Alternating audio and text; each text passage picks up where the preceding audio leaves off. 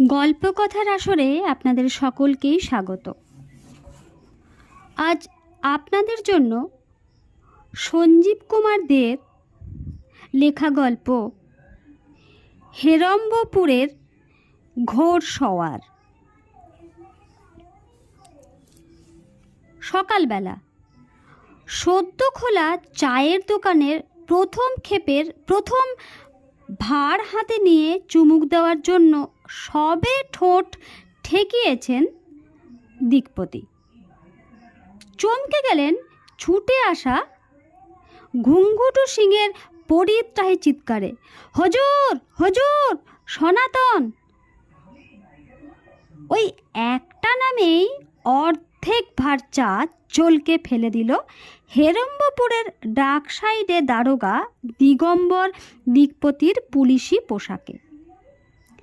ছ্যাঁকা লাগলো ঠোঁটেও, গলাও যেন ধাক্কা খেয়ে খেয়ে কেঁপে উঠল একটু। কোথায়? ততক্ষণে ছুটে চলে এসেছে ঘুমঘুট। পার্কের ভিতরে সাহাব, পার্কের ভিতরে। ভাঁড়টাকে ডান হাত থেকে বদলে বাঁ হাতে নিলেন দিকপতি, সাবধানে ধরলেন মুঠোতে। তারপর বিড়বিড় করে জানতে চাইলেন, কি করেছে বেটা এত সকালে? একটা কালো বড় ঘোড়ার সাওয়ার হয়ে ভিতরের মাঠে চক্কর মারছে সাহাব। বিস্ময়ে কথা সরছে না দিকপতির। হাঁ করে কিছুক্ষণ চেয়ে রইলেন ঘুঙ্গুটের দিকে। তারপর সংবিত ফিরতে ভাঁড়ে বার কয়েক ফু দিয়ে চায়ে প্রথম চুমুকটা দিলেন সাহস করে। শুধলেন, দেখতে ভুল করিসনি তো? ঠিক সনাতন, ঘোড়ার উপরে? বিলকুল সাহাব, পাক্কা সাহাব। এবার কথার মধ্যে ঢুকে পড়ল দোকানিও। কদিন ধরে সনাতন তো সারাদিন ওই ঘোড়া নিয়ে ঘুরে ঘুরে বেড়াচ্ছে বড়বাবু। মাঝে মধ্যে এদিক সেদিকে নাকি কি সব খেলা টেলাও দেখাচ্ছে। খেলা দেখাচ্ছে? কি খেলা? ঠিক জানি না বড়বাবু, তবে শুনেছি কি সব নাকি বাজির খেলা। শোনা যাচ্ছে ঘোড়াটা নাকি কোথা থেকে চুরি করে এনেছে। ঘন ঘন চুমুকে চা শেষ করে মোটর বাইক থেকে নেমে পড়লেন হেরম্বপুর থানার দন্দর্দ প্রতাপ দারোগা। না, এ হতভাগা যেন তার জন্মসত্তর, কিছুতেই তিষ্ঠতে দেবে না তাকে। বাইকটা ওখানে স্ট্যান্ড করে দিকপতি ঘুঙ্গুটের পিছু পিছু ছুটলেন পার্কের দিকে। সদ্য এক নতুন উৎপাত দেখা দিয়েছে হেরম্বপুরের থানার শহর সংলগ্ন এই অঞ্চলে। বেশ কিছু হাউসিং, বড় বড় ইমারত গড়ে ওঠার জন্য বেশ কিছু বিত্তবান মানুষের বসবাস শুরু হয়েছে। কিছু কিছু মল, পার্ক, রেস্তোরাঁও। জেলা সদর তথা জাতীয় সড়কের সঙ্গে যুক্ত হতে তৈরি হয়েছে ঝাঁ চকচকে মসৃণ সুন্দর সুন্দর বেশ কিছু রাস্তাও। আর তাতেই বেড়েছে বিপদ। মাঝে মাঝেই ভোরের দিকে সাঁই সাঁই করে কিছু মোটর বাইক ঢুকে পড়ছে এই অঞ্চলে। বাইরে থেকে এসে কিছু দুষ্কৃতী হামলা চালাচ্ছে প্রাতঃভ্রমণে বেরোনো স্বাস্থ্য সচেতন মানুষজনের উপর। নিমিষে ছিনিয়ে নিয়ে যাচ্ছে মহিলাদের গলার হার, পুরুষদের মোবাইল বা মানিব্যাগ। চোখের পলকে উধাও হয়ে যাচ্ছে এলাকা ছেড়ে। আজ কাক ভরে 3টি মোটর বাইকে দিকপতিরা মোট 6 জন বেরিয়েছিলেন টহলদারিতে। ঘণ্টা দুয়েকের অভিযান শেষ করে ঝলমলে সকাল। অপ্রীতিকর কিছু ঘটেনি। লোকজনও ইতিমধ্যে বেরিয়ে পড়েছে প্রচুর। দোকানপাটও খুলতে শুরু করেছে একটি দুটি করে। মেজবাবু ও সেজবাবু সমেত 2টি বাইকের টহলদাররা ফিরে গেছে থানায়। এদিক দিয়ে ফিরতে গিয়ে চায়ের দোকানে উনুনে ফুটন্ত দুধের গন্ধে বাইক থামিয়ে দাঁড়িয়ে পড়েছেন দিকপতি। চা তৈরি হতে দেরি আছে। হাবিলদার ঘুঙ্গুটকে সেই অবকাশে পাঠিয়েছিলেন পার্কটার মধ্যে 2 চক্কর ঢু মেরে আসতে। আর সেই ঢু মারতে মারতে গিয়েই মহাবিদ্যাধরী সনাতনকে অশ্বারোহণে আবিষ্কার করে খবরটা জানাতে দ্রুত ছুটে এসেছে ঘুঙ্গুট। পার্কে ঢুকে দূর থেকেই ঘোড়াটাকে দেখতে পেলেন দিকপতি। তবে সেটাকে ঘিরে মানুষজনের জটলা থাকায় সনাতনকে ঠিক চোখে পড়ল না। এই মুহূর্তে ঘোড়ার পিঠে নেই সনাতন। মানুষজনের মাথার উপর দিয়ে ঘোড়ার শরীরের যেটুকু অংশ দেখতে পেলেন তাতে মুগ্ধ হলেন। সবচেয়ে আকৃষ্ট হলেন সেটার কালো কুচকুচে গাত্রবর্ণ আর তেজি উন্নত গ্রীবা দেখে। পায়ে পায়ে জটলার দিকে এগোতে এগোতেই সনাতনের হাঁক ডাক কানে এলো। গলা চড়িয়ে চিৎকার করছে তস্কর শিরোমণি, আসেন আসেন আসেন, হর্স রাইড, ঘোড়ায় চড়েন মাত্র 50 টাকায়, চড়েন ঘোরেন বেড়ায়ে আসেন। 50 টাকা দিয়ে ঘোড়ায় চড়ার একটা ইচ্ছা দিকপতির মনে মনে উকি দিয়ে উঠল। তাড়াতাড়ি পা চালালেন, পাছে কেউ আগেই না চড়ে বসে। তবে আবার থাকতে হবে অপেক্ষায়। পুলিশি পোশাকের আগমন হতেই জটলায় গুঞ্জন উঠল। সমীহ করে জায়গা ছেড়ে দিল জনতা। এইবারে সনাতনকে দেখতে পেলেন দিকপতি। এক হাতে ঘোড়ার লাগাম ধরে দাঁড়িয়ে বীরের ভঙ্গিমায়। দেখেও না দেখার ভান করল সনাতন, নিরুত্তাপ। প্রাপ্য পেন নামটা না পেয়ে মেজাজ বিগড়ে ফেললেন দিকপতি। কোমরে হাত দিয়ে দাঁড়িয়ে হুঙ্কার ছাড়লেন, কি রে, কি ব্যাপার? সনাতন অকুতভয়, কিসের কি ব্যাপার? এই ব্যবসা ফেতেছিস কতদিন? এই ভাদ্র মাসের 12 তারিখ থেকে। কবে ভাদ্র মাসের 12 তারিখ গেছে বা আদৌ পেরিয়ে গেছে কি না এই বিষয়টা অজ্ঞাত থাকায় ওই ব্যাপারে এগোলেন না দিকপতি। প্রসঙ্গ বদলালেন, এত সকালে তুই রাতের ব্যবসা কি বন্ধ রেখেছিস? বন্ধ না রাখলে আপনি কি এত সকালে বেরোতে পারতেন? রাতভর নাস্তা নাবুদ হই বেলা পর্যন্ত তো ঘোদ ঘোদ করে ঘুমাতেন। দিকপতির ইচ্ছে হচ্ছে সাঁই করে একটা চড় কষিয়ে দেন বেটার ছেলের গালে। কোনো মতে রাগ সামলালেন। এভাবে এগোতে গিয়ে ভুল করে ফেলেছেন একটু, তা হোক। পিছোবার রাস্তা যখন নেই তখন সরাসরি আসল প্রশ্নেই যাওয়া ভালো। সেটাই করলেন। খবর পেলাম তুই নাকি ঘোড়াটাকে ফুসলে এনেছিস। কে বলেছে? মিছে কথা। ফুঁসে ওঠে সনাতন, ঘোড়াটা আমি প্রাইজ পেয়েছি। প্রাইজ?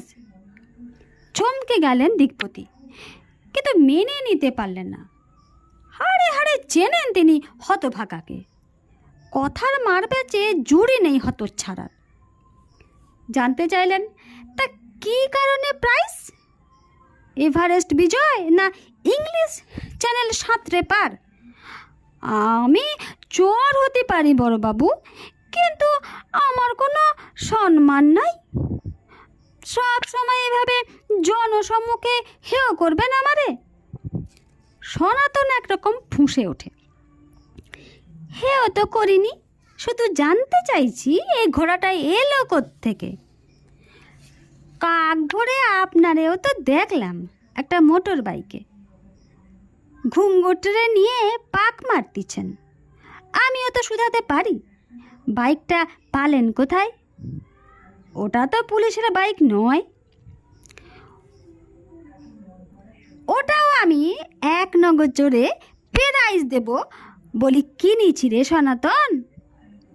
রেগে গিয়ে সনাতনী ঢঙে ভেঙচে ওঠেন দিকপতি। এক্কেবারে নতুন, কাগজপত্র সব মজুদ, দেখবি?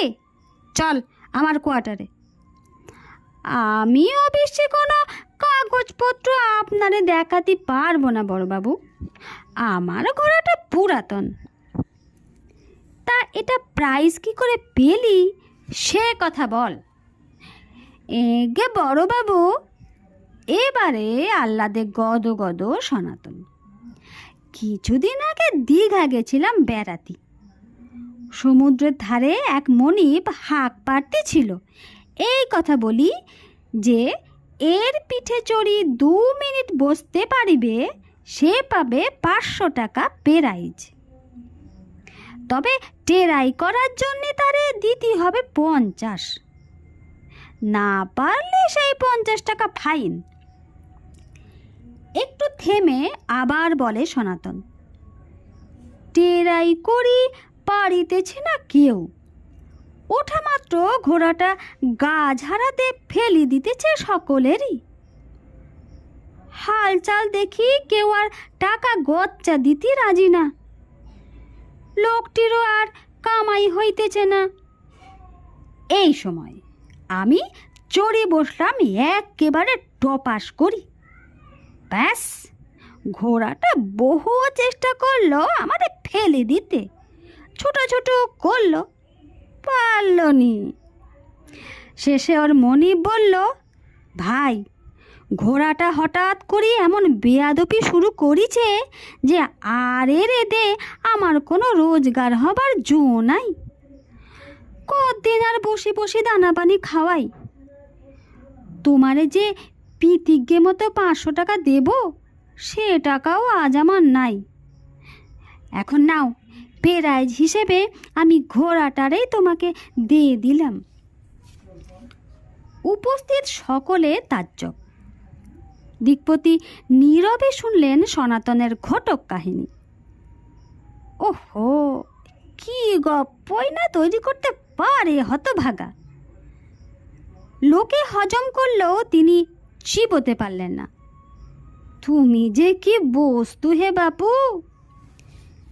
একজন প্রশ্ন করে বসল, তুমি সেই দীঘা থেকে ঘোড়াটাকে হাঁটিয়ে নিয়ে এসেছো? হাঁটিয়ে নয় গো দাদা, ছুটিয়ে এনেছি। ছুটিয়ে? বলো কি, এ তো বিগ্রানো ঘোড়া। কই, এটা দেখে মনে হতেছে এটা বিগ্রানো? দাঁত বের করে হাসলো সনাতন। এই দেখেন, আবার পটাং করি উঠে পড়তেছি পিঠে, দেখেন। সত্যি লাফিয়ে জিনে চড়ে বসলো সনাতন। লাগাম হাতে ঘোড়া হাঁটিয়েও নিয়ে এলো কিছুটা। আগের জায়গায় এসে আবার নেমে পড়লো ঝপাস করে। কই, কিছু করলো আমারে? কান এটো করা হাসি সনাতনের। যে কোনো প্রাণীর সঙ্গে আসলে চাই একটা বোঝাপড়া, আর তার চেয়েও যেটা বড় সেটা হলো গিয়ে সাহস, মানে বুকের পাটা। সেটা আছে কজনার? 50টা টাকা বড় কথা নয় গে। এই যে এখানে মানুষ তেমন টেরাই করতে সাহস করিতেছে না, তার কারণ হলো সাহসের অভাব। তাই না বড়বাবু, বলেন? ধরিবাজটা প্রাকার অন্তরে তবে কি চ্যালেঞ্জ করছে তাকে? মনে মনে হাসলেন দিকপতি। ঘোড়ায় চড়ে বসার একটা জুৎসই সুযোগ ঘটে গেল তার। সনাতনের হাত থেকে লাগামটা দখলে নিলেন দিকপতি।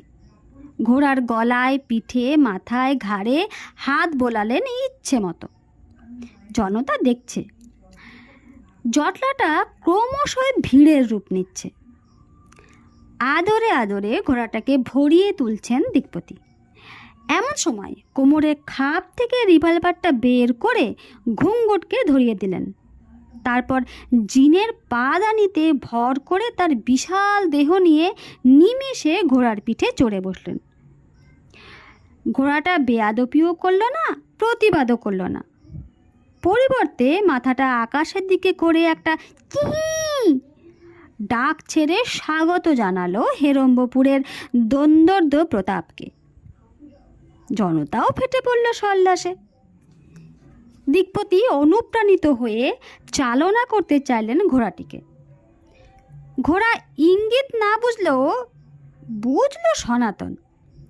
ঘোড়ার পিঠে আলতো চাপড় দিয়ে সে বলল, চল হেরাকুন্দ। হাঁটি হাঁটি পা পা করে চলতে শুরু করলো ঘোড়া। দিকপতি কৌতূহলী, কি বললি সনাতন? এগে বললাম হীরাকুন্দ ওর নাম।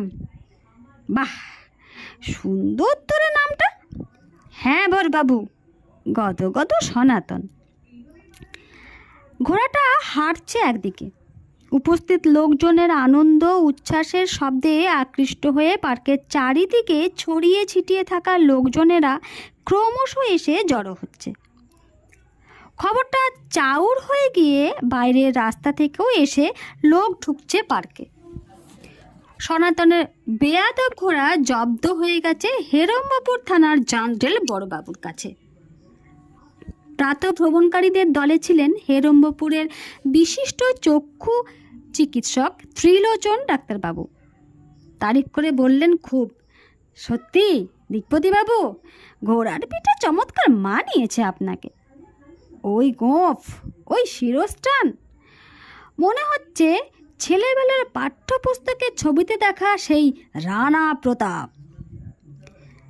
দিকপতি মেরুদণ্ড সোজা করে আরও টান টান হয়ে বসলেন। এবার হঠাৎ মুখ খুলল ঘুঙ্গুর সিং। সর্বশেষ ঘোড়ায় চড়তে ব্যর্থ হয়ে যে লোকটা সনাতনের কাছে 50 টাকা গচ্চা দিয়েছিল, এতক্ষণ সেই লোকটির সঙ্গে বাক্যলাপ চলছিল তার। সনাতনের উদ্দেশ্যে চেঁচায় ঘুঙ্গুর, এ চোরটা, এবার জবান রাখ। এদের তো বলেছিলি ঘোড়ার ওপর 2 মিনিট বসে থাকলে 500 টাকা ইনাম দিবি। এবার বের কর বড়বাবুর 500 টাকা।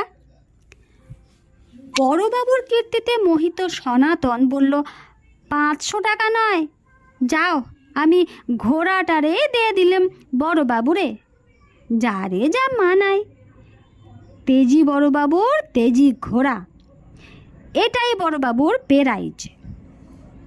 বলেই হাতের কায়দায় কিছুটা দলাই মালাই করে দিল হীরাকুঁদকে। আবার হাততালি, সঙ্গে উল্লাস, উদ্বেল জনতা। বড়বাবু প্রতিবাদ করে বোধ হয় কিছু বলতে চাইছেন, শোনা গেল না। ঘোড়াটাও বড়বাবুকে সে সুযোগ দিল না। সে হাঁটছে, গতি বাড়াচ্ছে। অনেক হইচইয়ের মধ্যে বড়বাবুর অস্পষ্ট কণ্ঠস্বর শোনা গেল, আরে এই ঘোড়া নিয়ে আমি কি করব রে সনাতন? রাখি দেন বড়বাবু, ঘোড়ায় চড়ে তদন্তে বেরোবেন। হাই স্কুলের মাস্টারমশাই রাখালবাবু বোধহয় সকালের দুধ নিতে এসেছিলেন। হইচই শুনে ঢুকছিলেন পার্কে। দুধের প্যাকেট হাতে হাঁটছিলেন ঘোড়ার পাশে পাশে। রেখে দিন বড়বাবু, এখন তেলের যা দাম, সাপ্লাইও অপ্রতুল। কত সময় তো তেলের অভাবে থানার গাড়ি বের করতেই পারেন না। ঘোড়াটা থাকলে কাজে দেবে, পৌঁছে যেতে পারবেন গাড়ির অগম্য জায়গায়। সনাতনকে কিছু একটা বলছেন দিকপতি। সেটাকে গুরুত্ব না দিয়ে সনাতনের উল্টো উক্তি, ঘোড়াটারে পেরাইজ পেলেন, আমাদের না হয় নাই খাওয়ালেন, ঘোড়াটারে কিছু খাওয়ান। দিকপতি ঘোড়ার পিঠে এগোচ্ছেন। ঘোড়া পার্ক ছেড়ে রাস্তায়, পিছনে জনতা। এগোতে এগোতে দিকপতি সুধান, কি খায় ও? মাত্র 1 সপ্তাহ বড়বাবু, আমি তেমন কিছু বুঝিনি। এগে এটা সেটা নানা রকম খাবার ওকে দেখাই, যখন যা মর্জি তাই খায়। ঘুঙ্গুর চেঁচায়, চানা সাব, চানা, ঘোড়া চানা খায়, তবে গিয়ে তাই নিয়ে আয়। নাও ঠেলা। সনাতন হাসে, আপনি কি ভাব দিচ্ছেন ঘোড়া শুকনা ছোলা খায়? তাই তো, দিকপতি ঢোক গেলেন। তারপরই হঠাৎ কিছু একটা অনুভব করে চেঁচিয়ে ওঠেন, আরে এই কি ব্যাপার সনাতন, ঘোড়াটাকে থামাতে পারছি না কেন রে? এ তো হেঁটেই চলছে অবিরাম। আমার বেলাও সেটাই হয়েছে বড়বাবু। মানে? দিকপতি বিষম খান। লাগামটারে দে, যখন যেদিকে যাবার ইশারা করবেন সেদিকেই যাবে, কিন্তু ওরে থামানো যাবে নি। থামাতে না পারি তো ওরে টানা দিয়ে নিয়ে এসেছি দীঘা থেকে এতটা পথ। পরে একসঙ্গে থাকতে থাকতে একটা জানাশোনা হয়ে গেছে, ও আপনারও হয়ে যাবে। আমার চাই না ঘোড়া, এটার পিঠ থেকে আমাকে নামা। নামতে পারবেন নি বড়বাবু, দেখেন, চেষ্টা করি দেখেন। চেষ্টা করছেন দিকপতি, হচ্ছে না।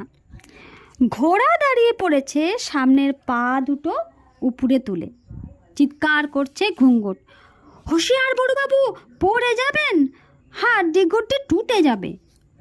রেগে আগুন দিকপতি, সনাতন তুই আমাকে মারতে চাস? খামোকা আমারে দোষ দিতেছেন বড়বাবু, ওরে অত আদিক্ষেতা করে আদর দিতে গেলেন কেন?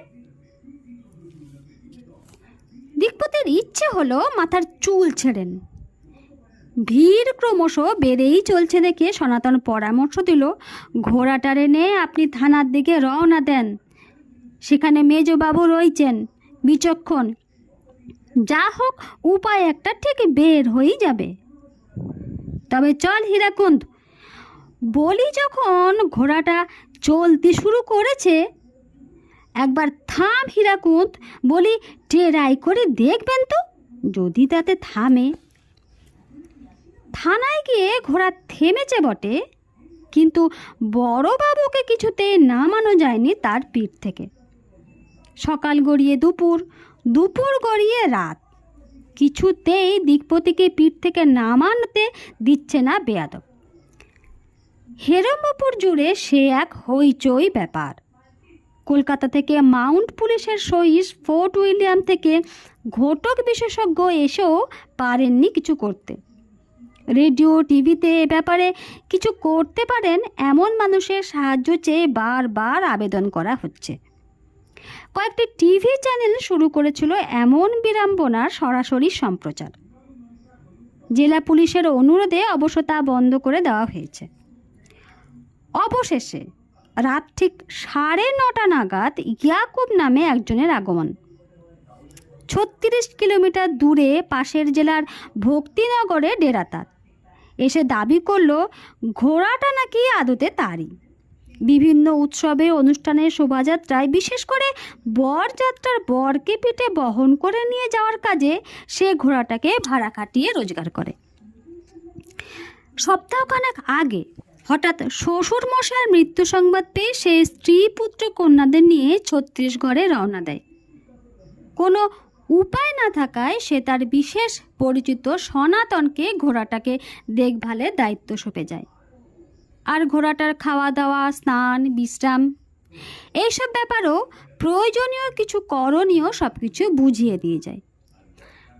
ঘোড়া কি কি নির্দেশ পেলে হাঁটবে, ছুটবে, থামবে, কাকে পিঠে ওঠাবে, কাকে নামতে দেবে না, সব সে জানিয়ে দিয়েছিল সনাতনকে।